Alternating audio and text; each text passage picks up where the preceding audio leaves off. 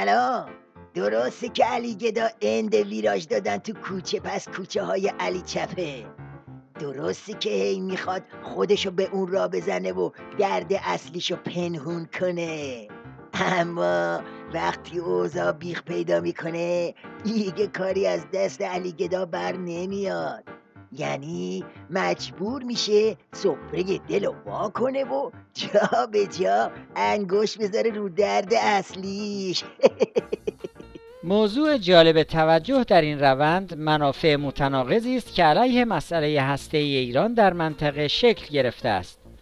لابی‌های صهیونیستی، عربی و گروهک مجاهدین با توجه به اینکه صحنه سیاسی آمریکا دچار تغییرات عمده شده است و کنگره به دست جمهوری خواهان افتاده است، فعالیت خود را بیشتر کردند. علی گدا، من تعجبم تو چرا به جای ولی فقیهی ساندویچی باز نکردی؟ فکر میکنه اگه اسم دشمن اصلیش ساندویچ کنه قاطی این و اون میتونه ایز گم کنه، اما خبر نداره که قضیه تابلوتر از این حرفاست، چون از هر طرف که گیج میخوره دوباره درست تو همون نقطه فرود میاد. اون به قول خودشون تو حوزه هسته‌ای بود، این یکی تو حوزه حقوق بشر. ملاحظه کنید.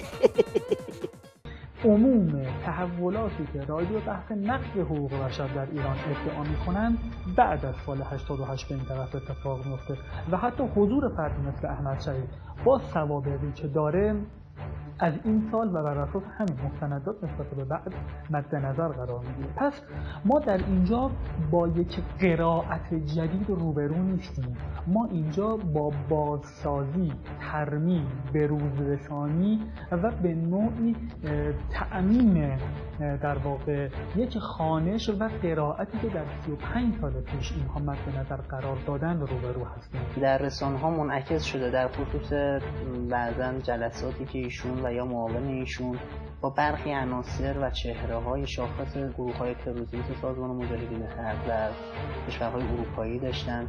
البته ایشون معتقدن که این جلساتی بود که با شخصیت حقیقی افراد برگزار شده، اما این نمی‌تواند به نظر ما اصل و ماهیت این جلسات رو زیر سوال ببره. عجب پتال بازاریه.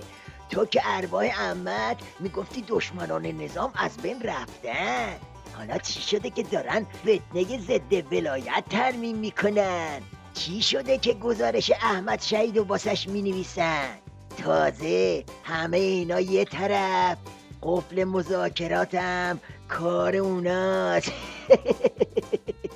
کمال الدین پیرمؤذن با بیان اینکه به لطف رهبری و همت دولت مذاکرات هسته‌ای به زودی به بار خواهد نشست افزود، شیطنت‌هایی از سوی صهیونیسم بین الملل و لابی‌های آنها، عربستان سعودی، مجاهدین و معاندین نظام در سطح عالم در حال انجام است تا مانع از توافق نهایی شود.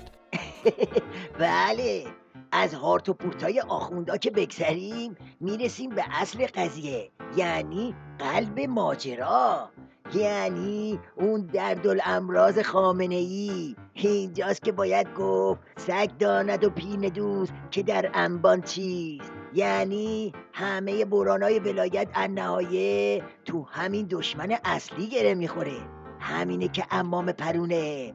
ولی فقیه تو این چی میبینه؟ احسنت میبینه که سرنگونه.